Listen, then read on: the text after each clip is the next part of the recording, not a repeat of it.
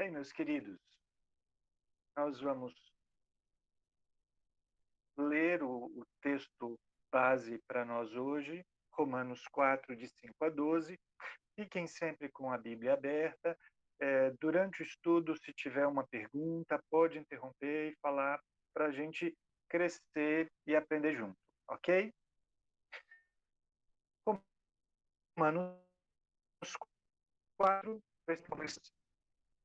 Mas ao que não trabalha, porém crê naquele que justifica o ímpio, a sua fé lhe é atribuída como justiça. E é assim também que Davi declara ser bem-aventurado o homem a quem Deus atribui justiça, independentemente de obra. Bem-aventurados aqueles cujas iniquidades são perdoadas e cujos pecados são cobertos. Bem-aventurado o homem a quem o Senhor jamais imputará pecado. Vem, pois, esta bem-aventurança exclusivamente sobre os circuncisos ou também sobre os incircuncisos? Visto que dizemos, a fé foi imputada a Abraão para a justiça. Como, pois, lhe foi atribuída? Estando ele já circuncidado ou ainda incircunciso? Não no regime da circuncisão, e sim quando incircunciso.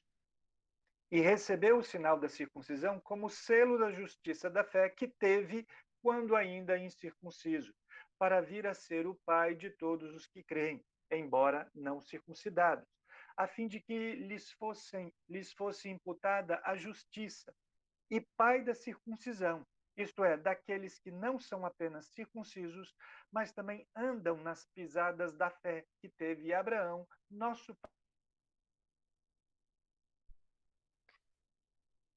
Paulo empregou o maior exemplo do Antigo Testamento para tratar da justificação pela fé. E é ele que ele vai continuar tratando, Abraão. Mas, nesse ponto, ele interrompe, porque ele vinha falando desde o versículo 1 de Abraão e continua falando mais adiante, mas no meio, aqui no versículo 5, ele interrompe este exemplo, essa citação, e passa a falar de Davi, um outro exemplo do Antigo Testamento, para falar da bem-aventurança da justificação pela fé. Eu vou reler os versículos 5 e 6. Mas ao que não trabalha, porém crê naquele que justifica o ímpio, a sua fé lhe é atribuída como justiça.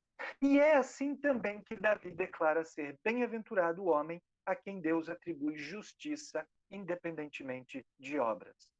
Aqui a gente vai então falar de bem-aventurança. Aliás, bem-aventurança é o assunto de todo esse trecho de hoje. Eu pergunto para vocês, o que significa bem-aventurado? Feliz. Feliz. Feliz. É esse o pensamento geral.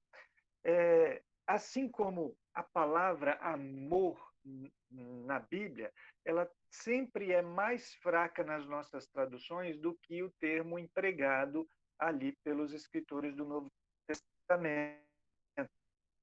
E é, é muito simplista entender o termo bem-aventurado como feliz.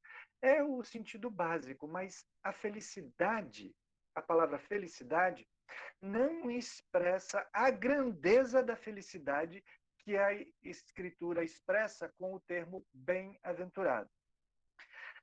Para a gente entender, quando os profetas do Antigo Testamento eram movidos pelo Espírito de Deus para proclamar sua palavra, usualmente falavam a palavra de Deus como forma de oráculo. Então, o oráculo estava ali falando o que Deus disse, para proclamar a mensagem de Deus. Eles proferiam oráculo de infortúnio, de maldição, comunicando a ira de Deus iminente e que acabaria sendo despejada, e oráculos de bem-estar e bênção, anunciando as boas novas, as boas notícias de Deus para o seu povo. Um exemplo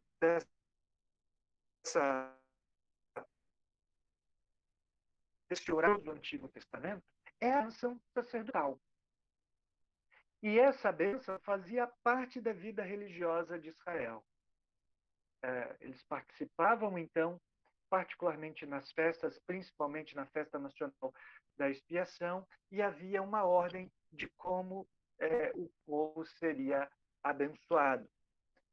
Em Números capítulo 6, de 24 a 26, nós temos essa ordem de Deus. Alguém abra o livro de Números e leia para nós, por favor. Número 6, de 24 a 26.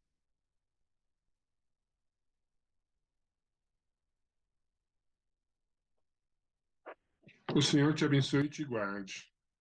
O Senhor faça resplandecer o rosto sobre ti e tenha misericórdia de ti. O Senhor sobre ti levante o rosto e te dê a paz. Ok.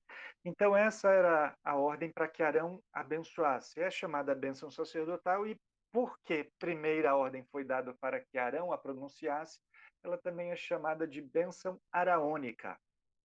E essa bênção é um paralelo, um paralelismo poético. A gente, quando faz as nossas poesias, a gente sempre pensa em rimas, às vezes rimas ricas, rimas pobres, mas a gente pensa em rimas. Mas a poesia do hebreu, a poesia judaica, às vezes colocava paralelos de ideias, às vezes em contraposição, luz e trevas, bênçãos e maldição, vida, morte, ou às vezes um paralelismo com a mesma ideia. E é o que acontece aqui. As três afirmações, as três declarações ou as três estrofes desta poesia, elas dizem a mesma coisa, só que com palavras diferentes. A primeira, o Senhor te abençoe e te guarde. E a segunda, o Senhor faça resplandecer o seu rosto sobre ti. Então, Deus abençoar e guardar é a mesma coisa que ele colocar o seu rosto luminoso, resplandecente sobre nós. Então, são sinônimas. Ter a face de Deus resplandecendo sobre nós é ser abençoado por ele e guardado. E a terceira estrofe, ela reforça a mesma ideia, até repetindo algo que está na segunda e uma bênção maior. O Senhor sobre ti levante o rosto e te dê a paz. É a mesma coisa que abençoar e guardar, é a mesma coisa que resplandecer o rosto sobre nós. O povo de Deus então compreendia a bem-aventurança exatamente com a proximidade da presença abençoadora de Deus, com Deus no meio do povo, com um rosto favorável, com um rosto resplandecente sobre eles. Então, era isso que o povo entendia, Deus próximo, olhando de maneira favorável e resplandecente. Mas, se a gente voltar no passado, a gente vai ver um ponto onde isso mudou. No Éden, o primeiro casal se deleitava com Deus continuamente. Alguém leia Gênesis 3, versículo 8.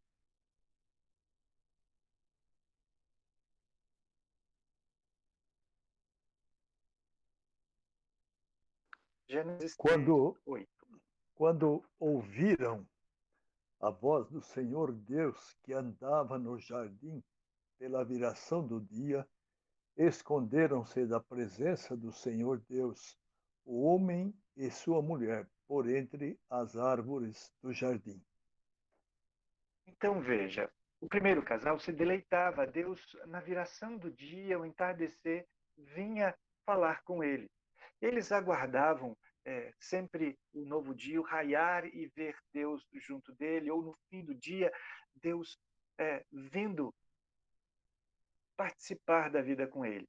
Mas depois da queda, o pecado manchou esse relacionamento íntimo. E nós, desde Adão e Eva, fomos afastados dessa presença abençoadora de Deus. A ponto de, certa vez, quando Moisés pede para ver a Deus, A resposta de Deus é: não me poderás ver a face, porquanto homem nenhum verá a minha face e viverá. Já estavam ali os homens, o primeiro casal, se escondendo entre as árvores do jardim, porque esse relacionamento íntimo foi quebrado. Deus já estava falando que não era mais possível esse acesso fácil à sua face, por isso aquele pronunciamento de bênção, Deus levante a face sobre ti, quer dizer, para o povo, é algo grandioso. E vamos avançar um pouquinho. Uma outra pessoa, lê 59:2, é um texto bem conhecido e fala de novo da face de Deus agora voltada contra. Isaías 59:2. Mas as suas palavras separaram você do seu Deus. Os seus pecados esconderam de vocês o rosto dele, e por isso ele não os ouvirá. Então, veja, o nosso pecado esconde, encobre o rosto de Deus. Deus não olha mais favoravelmente. O inferno, várias vezes na Bíblia, é relatado com o lugar de trevas. Ali haverá trevas e ranger de dentes, disse Jesus algumas vezes. Então, inferno, a punição eterna, é um lugar de trevas. Não tem o menor facho da luz abençoadora da face de Deus. Então, ser amaldiçoado por Deus significa que ele virou as costas, virou o rosto, retirou a sua graça e tirou toda a esperança de paz. Lembra? O Senhor sobre ti levanta o rosto, ele virou as costas. O Senhor te abençoe, ele tirou a graça e te dê a paz, ele tirou toda a esperança de paz.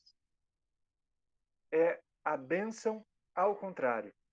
A maldição de Deus, então, é um oráculo de desgraça, de desventura.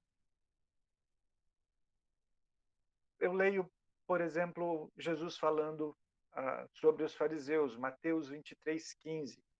Ai de vós, escribas e fariseus hipócritas, porque rodeais o mar e a terra para fazer um prosélito, e uma vez feito, o tornais filho do inferno, 2 vezes mais do que vós. Então, veja, eles eram filhos do inferno, esse pronunciamento assim. E olha, teve um momento em que o próprio Jesus recebeu essa maldição. E as palavras dele falam sobre isso. Quem lembra? É uma citação do Salmo 22:1.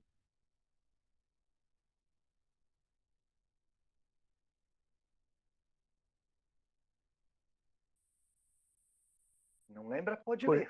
Foi Jesus na cruz, né? Isso mesmo. Deus meu, por que me desamparaste? Né? Isso, mas o salmista ele estava passando por outras coisas, embora ele não visse exatamente que ele estava falando do Messias, mas a sua situação era a ideia de que Deus virou o rosto, virou costas para ele. Como o próprio Isaías vai falar, num momento de dor, eu virei o rosto para você. Em contraste a este oráculo de maldição, está o oráculo de bênção que é pronunciado por Deus. E essa bênção vem com a expressão bem-aventurado. Como é iniciado o Salmo 1? Pode falar de cor aí. Bem-aventurado o homem que não anda. Bem-aventurado. Então, o Salmo 1 fala disso. Bem-aventurado é o homem santo, separado do mundo, não anda como os ímpios, e tem o seu prazer na revelação de Deus. Então vem o elogio. Ele é como uma árvore firme, exuberante, que dá o seu fruto no devido tempo, e por isso ele vai prosperar. Os ímpios, por outro lado, não são assim. Essa é a fala do início do Salmo 1, na sua primeira estrofe. No Sermão da Montanha, Jesus, também como o profeta, emprega esse mesmo instrumento de oráculo e para pronunciar a alegria que Deus concede ao seu povo. Mateus 5, de 3 a 10, nós temos o início do Sermão do Monte com as bem-aventuranças. Bem-aventurados os humildes de espírito, porque deles é o reino do céu. Bem-aventurados os que choram, porque serão consolados. Bem-aventurados os mansos, porque herdarão a terra. Bem-aventurados os que têm fome e sede de justiça, porque serão fartos. Bem-aventurados os misericordiosos, porque alcançarão misericórdia. Bem-aventurados os limpos de coração, porque verão a Deus. Bem-aventurados os pacificadores, porque serão chamados filho de Deus. Bem-aventurados os perseguidos por causa da justiça, porque deles é o reino do céu. Então veja que essa bem-aventurança, ela está aqui emoldurada. Falei já algumas vezes sobre isso. É uma figura de linguagem que às vezes a gente pensa que só existe na escritura. Não, mas existe na poesia em português e em outras línguas também. Se chama quiasmo. Uma palavra, um termo ou uma expressão abre e ela fecha, emoldurando assim algo a ser destacado. E a bem-aventurança começa, deles é o reino dos céus, e termina, porque deles é o reino dos céus. Então é muito mais do que uma alegria.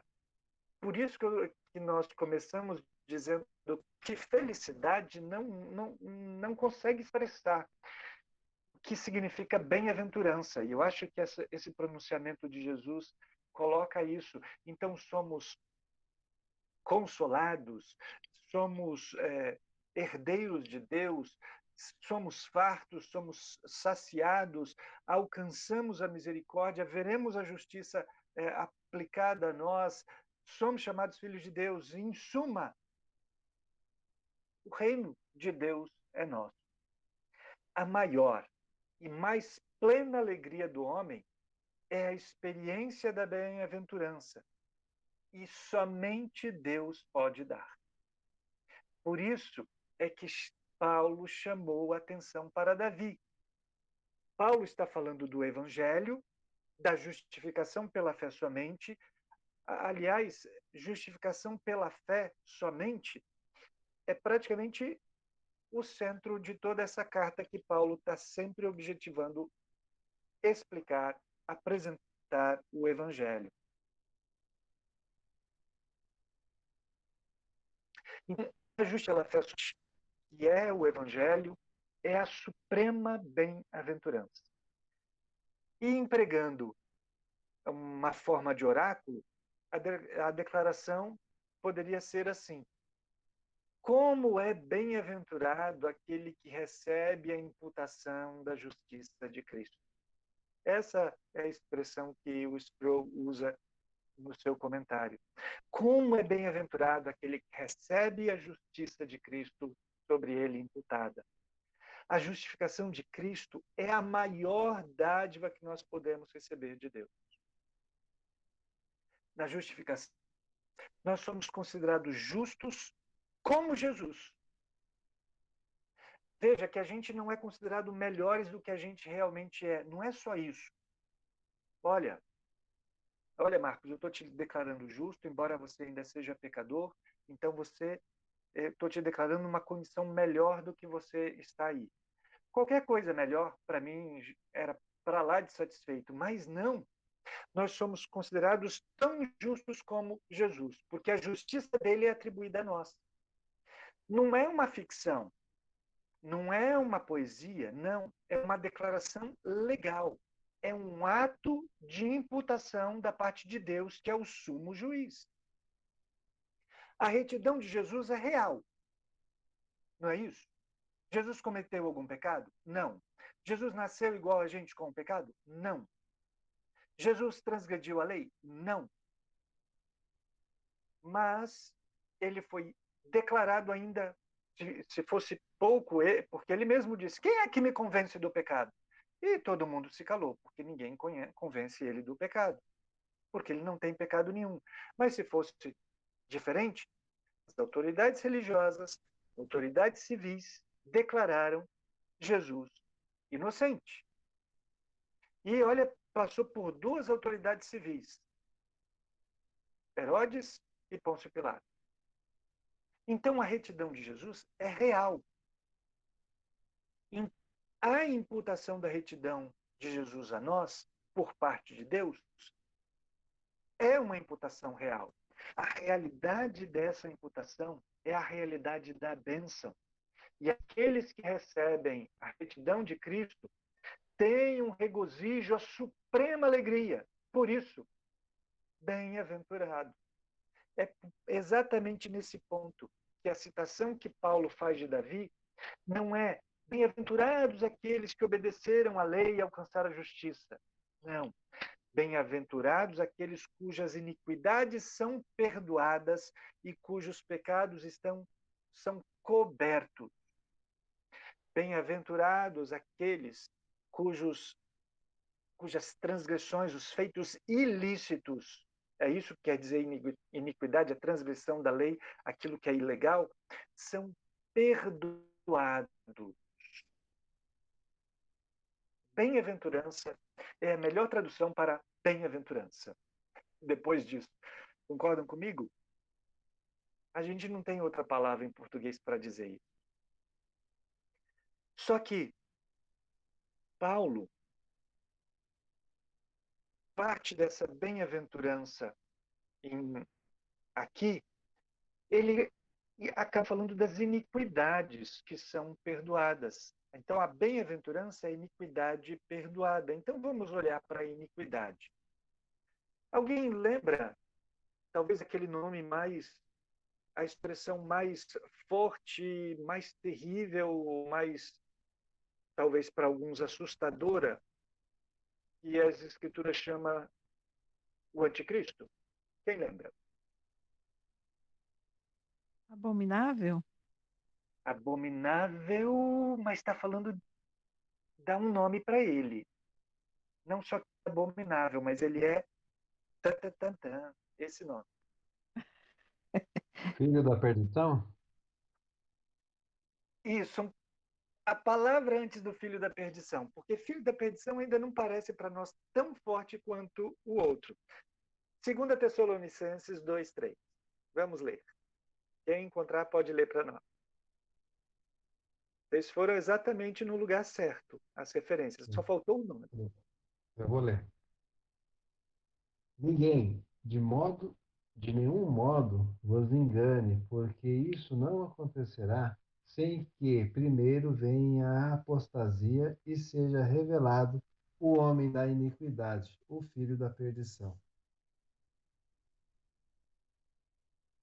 O homem da iniquidade. É assim que ele é tratado. Pecado é iniquidade.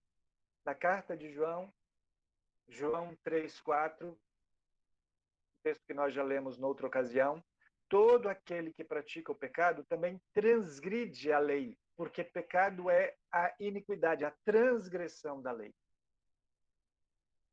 E o anticristo é chamado de homem da iniquidade. Nós somos transgressores. Nós somos iníquos. Nós somos desobedientes, porque transgressão ou iniquidade é desobedecer uma lei. Nós somos desobedientes contumazes. Até contra as leis mais simples, as leis civis. É muito comum até nós tentarmos diminuir a importância de algumas proibições ou algumas ordens que nós vemos aí. Quantas pessoas entram na contramão? Não, eu só vou andar aqui 15 metros para chegar naquele portão, porque senão tem que dar a volta em 3 quarteirões. Não fazem isso? Tanto.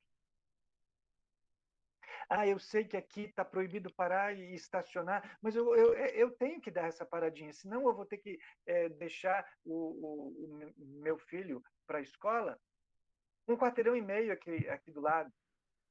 A gente, se eu ficar aqui 30 segundos numa fila dupla, não vai fazer mal nenhum. Aliás, parece que só estou falando de trânsito, mas isso é em várias coisas. Pastor? Se eu entrar aqui na fila do idoso, não vai ser tão ruim. Fala, Clóvis. Só para ilustrar, desculpa se eu falar sozinho, né? A gente tem uma responsabilidade nesse sentido, né? Nessas questões corriqueiras que o senhor está falando aí, né? Eu me lembro uma vez, eu comumente eu paro no Pão de Açúcar, né? Que eu trabalho longe, né? Fico às vezes mais de hora no trânsito. Então eu paro no Pão de Açúcar para ver se tem alguma mensagem no celular, precisa comprar alguma coisa e tal. E eu sei que eu estava lá no celular conferindo a mensagem e ao meu lado parou um irmão nosso que não está mais na nossa igreja, né? Inclusive oficial da igreja, parou na vaga de idoso, né? E ele não era idoso, né? E eu fiquei lá olhando, estava esperando o trânsito passar, né? Ele foi, demorou uns 10 minutos, voltou, entrou no carro e foi embora, né? Então a gente às vezes não se dá conta. Eu nem era membro da igreja ainda, né? Frequentava como acompanhando a minha família. E isso não, para mim não disse nada, né? Mas me leva à reflexão, né? De quanto a gente tem que ter cuidado com essas coisas, porque para outras pessoas isso pode ser uma boa desculpa, né? Para se afastar da igreja, né? Até se afastar de Deus. Fora os problemas que a gente gera. As leis não estão aí à toa. É para cuidado e organização, às vezes é para cuidado físico propriamente. Mas entrar na fila de idoso, por exemplo, então a pessoa idosa vai ter que aguardar mais tempo porque tem um ali novinho que chegou logo, entendeu? Pastor, Então, se nós diminuímos a importância das leis civis, transgredir leis humanas é ruim, o pior é transgredir a lei de Deus. Esse é o pior mal. Por isso que o anticristo é chamado de o homem da iniquidade, o homem da transgressão das ordens de Deus.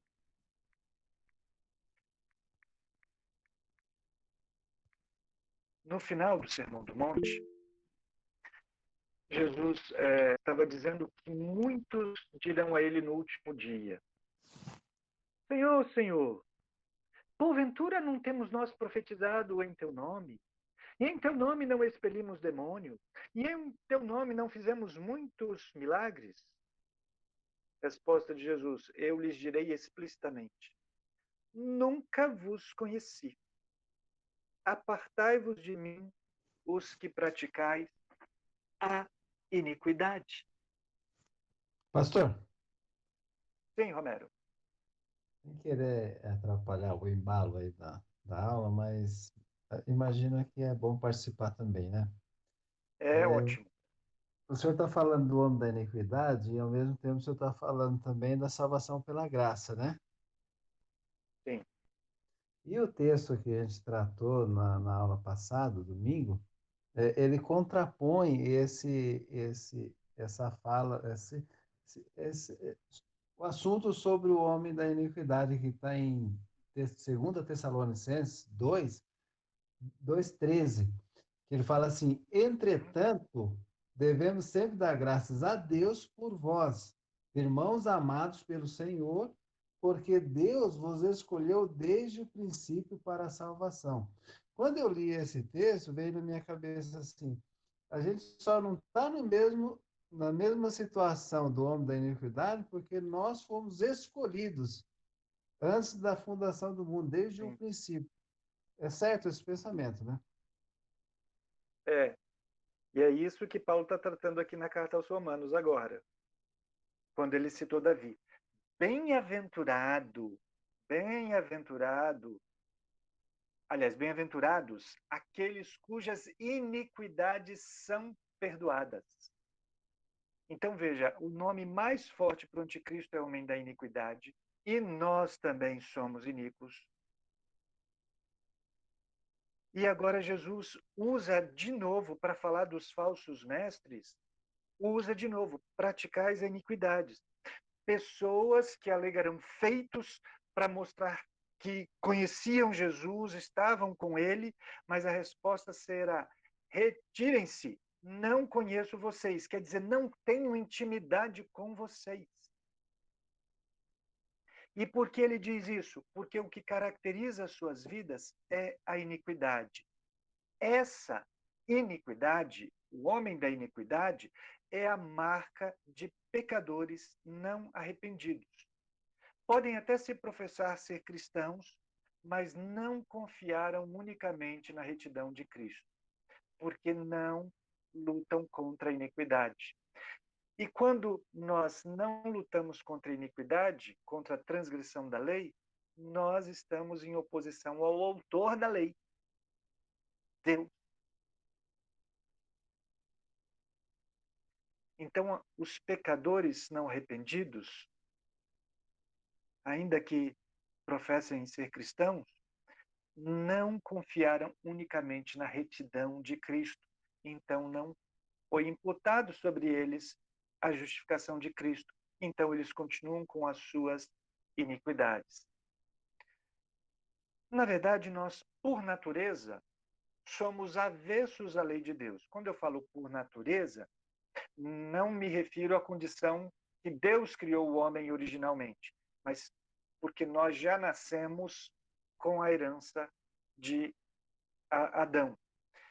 Então, por natureza, nós somos avessos à lei de Deus. E se somos contrários à lei de Deus, isso significa que nós merecemos, ou seja, fazemos jus à ira de Deus. Mas, ao invés de recebermos a sua ira, recebemos a sua bênção. Por isso que Davi exclama, bem-avrados, quer dizer, os grandemente abençoados são aqueles cujas iniquidades são perdoadas.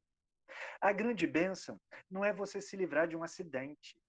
A grande bênção não é você passar na prova. A grande bênção não é você se aposentar sem redução de salário. Não é você se livrar de um problema de saúde. A grande bênção é ter as iniquidades perdoadas. Porque ainda que morra, a gente continua vivo. O coração da nossa justificação traz o perdão dos nossos pecados. Olha como o salmista fala sobre isso. Agora vou pedir outro que não leu. Salmo 103, 12.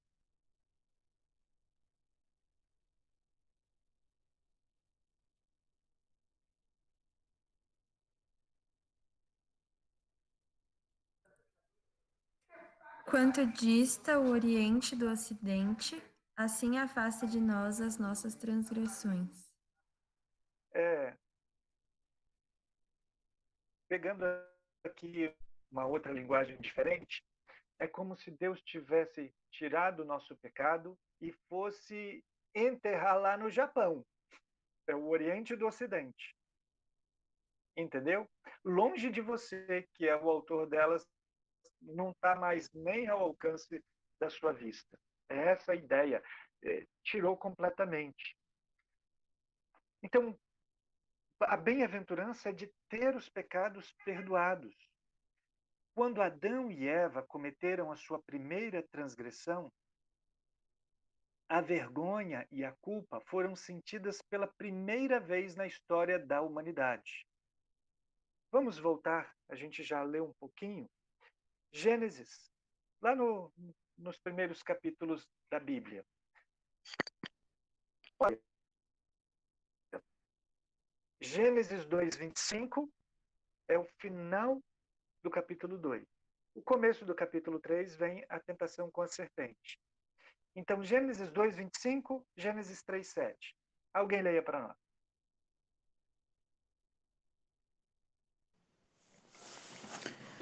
Ora,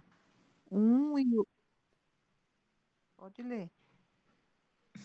Ora, um e outro, o homem e sua mulher, estavam nus e não se envergonharam. Abriram-se então os olhos de ambos, e percebendo que estavam nus, coseram folhas de figueira e fizeram cintas para si. Então veja que a bem-aventurança nos levou a pensar na iniquidade. E a iniquidade fez isso, ela nos separa de Deus, nos traz vergonha, culpa, e a nossa tendência é se esconder. Então nós precisamos de novas vestes. De todas as criaturas da criação, nós somos os únicos que usamos coberturas artificiais. Isso começou depois da queda, porque as primeiras experiências depois da queda foi culpa e vergonha. Foram essas. Então, desde aquele momento, o homem procura se esconder, procura se ocultar, procura a escuridão. E mesmo quando Jesus veio, também era isso.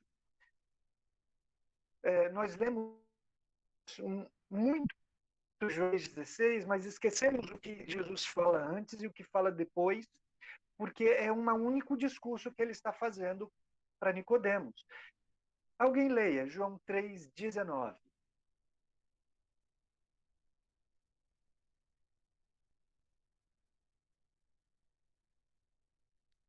O julgamento é este, que a luz veio ao mundo, e os homens amaram mais as trevas do que a luz, porque as suas obras eram más. Então, olha o que a iniquidade faz. O homem vai para longe da luz, para esconder. E vem Jesus, e ele vai para longe de Jesus. Prefere as trevas. Por quê? Por causa das iniquidades.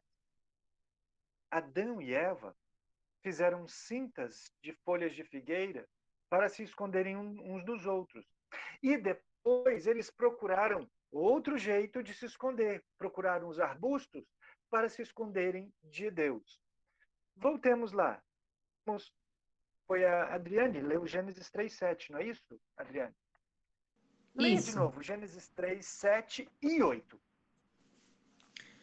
Abriram-se então os olhos de ambos, e percebendo que estavam nus, coseram folhas de figueira e fizeram cintas para si.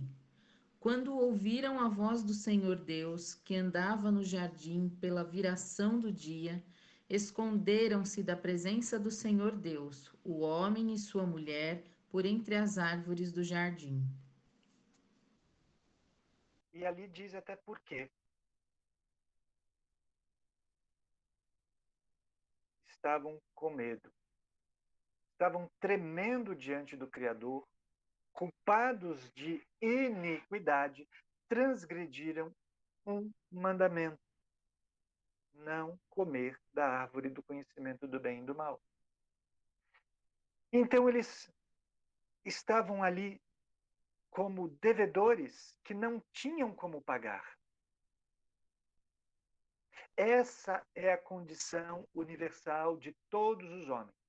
Sabemos que temos uma culpa pesada, pesada até a morte, e que não podemos saldar, não podemos resolver, não podemos pagar por nós mesmos. Essa é a condição do homem desde aquele momento no Éden. Então, Deus vem com o primeiro ato da sua redenção, que foi fazer roupas para suas criaturas envergonhadas, cobrir sua nudez. Ele mostrou algo que ele viria a dizer tempos depois, através de Isaías. Quando Deus foi lá, olha, os homens fizeram umas roupinhas, então por que não deixou com as roupinhas que os homens fez? Foi tirar uma roupa para botar outra? Não faz muito sentido. Mas um texto de Isaías Deus fala que a nossa justiça é semelhante a trapos sujos que só servem para jogar fora. Ele sim é que provê novas vestimentas. O que acontece é que essas novas vestimentas não foram baratas, como pegar umas folhas de figueira. Elas vieram com o custo da morte de um inocente para poder cobrir a nudez do homem. A vestimenta da justiça de Deus nos é dada como uma cobertura. Bem-aventurado aqueles cujo pecado é coberto. Isto é o Evangelho. Ele é coberto com o sangue de um inocente. Essa expressão que Davi usa no Salmo, ela vem da Arca da Aliança. A tampa da Arca da Aliança se chama propiciatório. Na festa anual da expiação, ali era aspergido o sangue. Na festa anual da expiação, particularmente no dia da expiação, o bode expiatório era sacrificado. O seu sangue era levado até o Santo dos Santos, onde ficava a Arca da Aliança, que era o trono de Deus, e Deus falou que viria a aparecer ali, entre os querubins, para falar com o sumo sacerdote e dizer se o povo foi aceito, e ele podia ir lá dizer que Deus estava com um rosto favorável sobre eles para abençoá-los. O sangue é levado até o Santo dos Santos, e então ele é aspergido sobre o propiciatório, cobrindo para que Deus, chegando ali entre os querubins, olhasse para a arca, e dentro da arca estava a lei, as tábuas da lei do testemunho. Ao invés de ver a condenação do seu povo, veria o sangue apagando, cobrindo. O sangue, então, cobria o lugar onde Deus comparecia, o trono de Deus. Deus é tão puro de olhos que não pode ver o mal e a opressão não pode contemplar. E deixar tudo como está. É o texto de Abacuque 1:13. Então ele vinha e olhava, mas o sangue cobria. Então, já que Deus não, se não fosse coberta o nosso pecado, a nossa iniquidade não fosse escondida com um pagamento justo, então Deus nunca faria o seu rosto brilhar sobre o seu povo, nunca levantaria o seu rosto sobre nós e nos daria paz. Ele nunca fará isso, a menos que estejamos cobertos. E não uma cobertura feita pelas nossas mãos iníquas. A única cobertura adequada para estar na sua presença e não morrer é a cobertura da justiça de Cristo. Paulo tinha feito uma citação de Davi.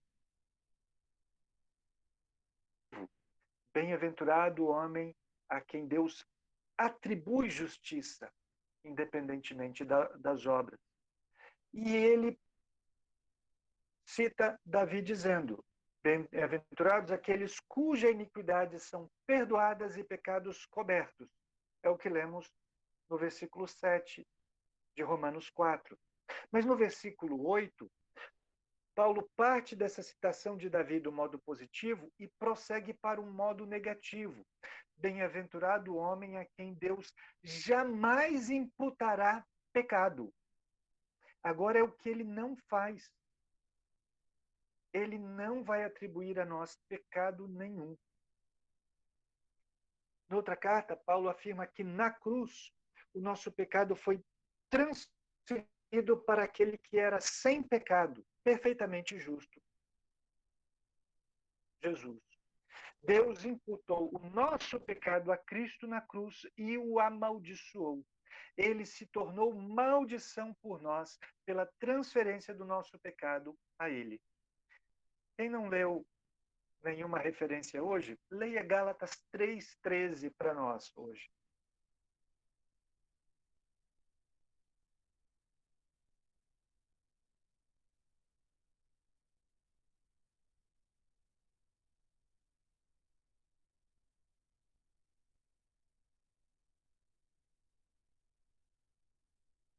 Gálatas 3:13.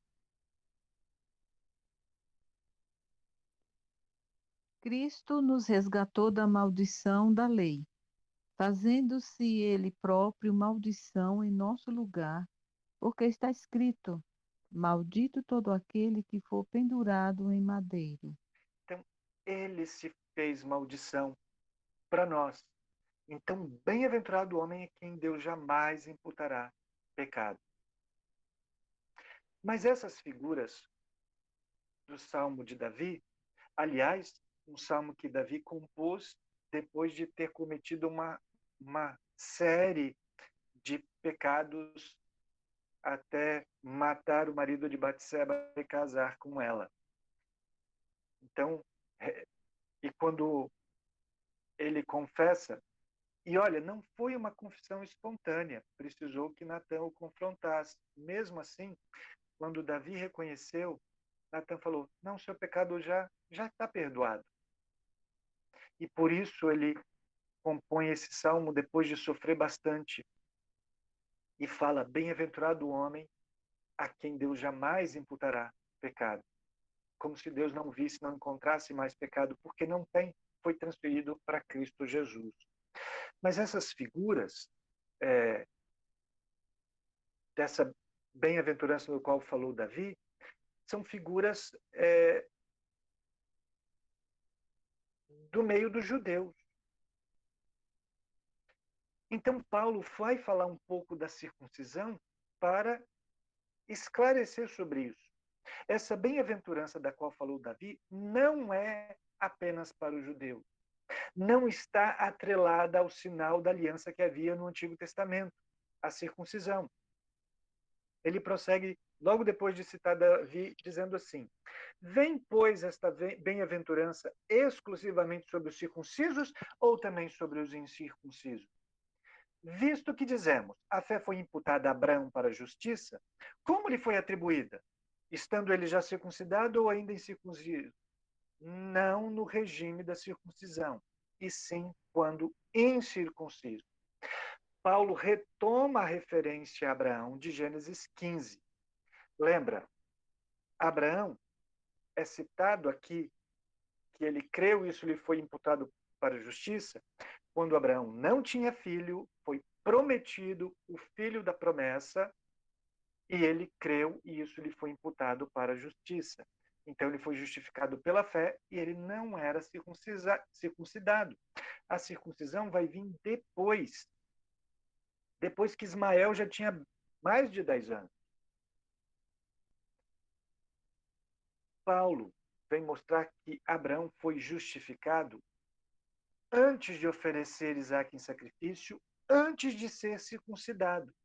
O sinal da aliança, a circuncisão, não havia sido estabelecido ainda. Então, ele não foi a base da justificação de Abraão. Por isso, nós podemos dizer que o batismo também não é a base da justificação, e sim a justiça de Cristo que foi imputada a ele. O batismo é o sinal da nova aliança. Talvez alguém pense assim, se é independente do sinal da aliança, então por que eu vou batizar? Abraão creu primeiro e depois foi circuncidado? Bem, vamos retomar. O batismo é o sinal da nova aliança. O sinal da aliança sempre foi dado ao crente e aos descendentes. Quando Deus estabeleceu a circuncisão, falou: vai circuncidar todo menino de 8 dias, todos na sua casa. Então, naquele dia, todo mundo foi circuncidado na casa de Abraão, escravos e até Ismael. Isaac, quando nasceu, ao 8º dia. A circuncisão e o batismo são sinais e selos da promessa de Deus. As promessas são realizadas pela fé. E isso é verdadeiro, tanto no Antigo quanto no Novo Testamento. Abraão teve fé antes de ser circuncidado. Isaac teve fé após ser circuncidado. A circuncisão apontava para a fé, e a fé não dependia da ocasião em que a circuncisão ocorria. Abraão fez quando ele recebeu a ordem de receber o selo do povo de Deus. Isaac fez como Deus estabeleceu a ordem. O sinal da aliança é um sinal de todos os benefícios que Deus promete ao seu povo que crê. A circuncisão não justificava ninguém, nem o batismo faz. O instrumento da justificação é a fé. A circuncisão... Pastor, Sim, Paulo. Rapidamente, pastor, e como que a gente concilia esse texto com aquele texto de Tiago 2:24, que diz assim: verificais que uma pessoa é justificada por obras e não somente por fé? Paulo, eu podia responder, mas eu vou te dar um trabalhinho. Pode ser? Pode, sim, claro. Nós tratamos dessa parte no começo do capítulo 4. Então, você pode ir lá ver o vídeo, acho que já está no YouTube, porque a gente fez pelo Meet, mas ele estava sendo gravado também. Tudo bem, quinta-feira eu perdi. Eu não sei se ele já está lá no YouTube, porque é um pouco alongado isso. Tá bom. Então, você volta no vídeo do nosso último estudo bíblico, que a gente tratou desse assunto. Beleza, obrigado. Tá bom? Obrigado. Eu só não respondo aqui porque é um meio longo, aí a gente vai perder aqui o fio da meada. Tá bom? Então, a circuncisão e o batismo, os dois são sinais da aliança. Mas não são só sinais que apontavam as bênçãos que Deus realizava através da fé, mas eles também são selos. São selos. O versículo 11 aqui do capítulo 4 diz assim: e recebeu o sinal da circuncisão como selo da justiça da fé que teve quando ainda incircunciso, para vir a ser o pai de todos os que creem, embora não circuncidados, a fim de que lhes fosse imputada a justiça, quer dizer, fosse imputada a justiça a todos os seus descendentes, mesmo de fora da geração ordinária.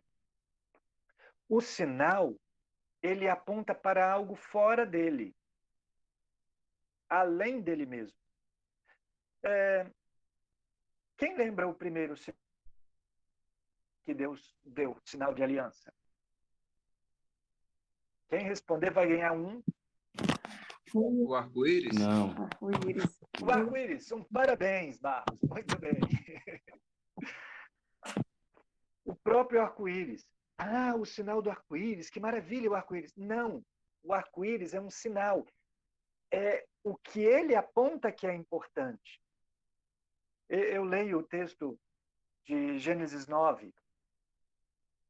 Disse também Deus a Noé e a seus filhos: eis que estabeleço a minha aliança convosco e com a vossa descendência, e com todos os seres viventes que estão convosco, tanto as aves, os animais domésticos, os animais selváticos que saíram da arca, como todos os animais da terra. Estabeleço a minha aliança convosco. Não será mais destruída toda a carne por águas de dilúvio, nem mais haverá dilúvio para destruir a terra. Disse Deus: este é o sinal da minha aliança que faço entre mim e vós, entre todos os seres viventes que estão convosco, para perpétuas gerações. Porém, nas nuvens o meu arco será por sinal da aliança entre mim e a terra. Sucederá que, quando eu trouxer nuvens sobre a terra, e nelas aparecer o arco, então me lembrarei da minha aliança, firmada entre mim e vós, e todos os seres viventes de toda a carne, e as águas não mais se tornarão em dilúvio para destruir toda a carne. O arco estará nas nuvens. Vê-lo-ei e me lembrarei da aliança eterna entre Deus e todos os seres viventes de toda a carne que há sobre a terra. Disse Deus a Noé: este é o sinal da aliança estabelecida entre mim e toda a carne sobre a terra. Então, o sinal, ele apontava uma aliança de vida que Deus fez com o homem, com a humanidade e toda a terra, de nunca mais trazer a destruição do dilúvio. Assim, a circuncisão também era promessa de vida, a justificação pela fé somente, quando na verdade o homem merecia sim a morte eterna, mas Deus o justifica e imputa a justiça sobre ele, do mesmo jeito que o batismo é o sinal da nova aliança. O batismo e a justificação, eles não conferem aquilo que significam. Não é o batismo que confere a justificação, não era a circuncisão que dava a justificação de alguém, mas eles simbolizavam aquilo que Deus prometeu aos que creem, a justificação que vem pela fé somente.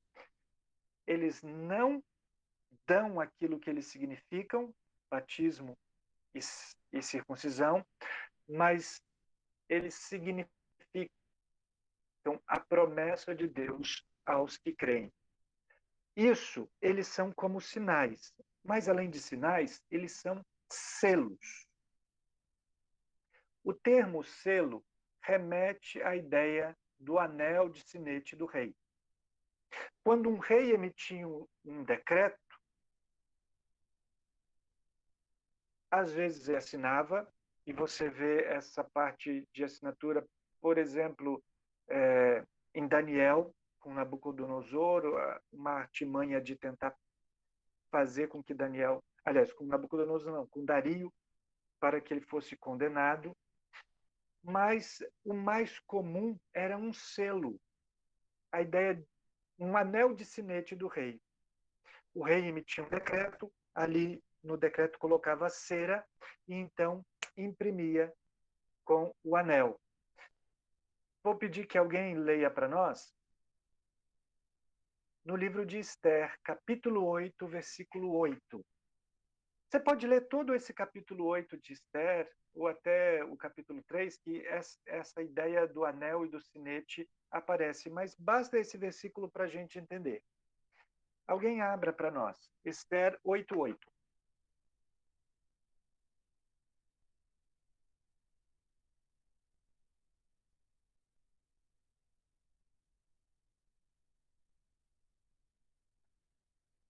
Escrevei, pois, aos judeus, como bem vos parecer, em nome do rei, e selai-o com o anel do rei, porque os decretos feitos em nome do rei e que com o seu anel se selam, não se podem revogar.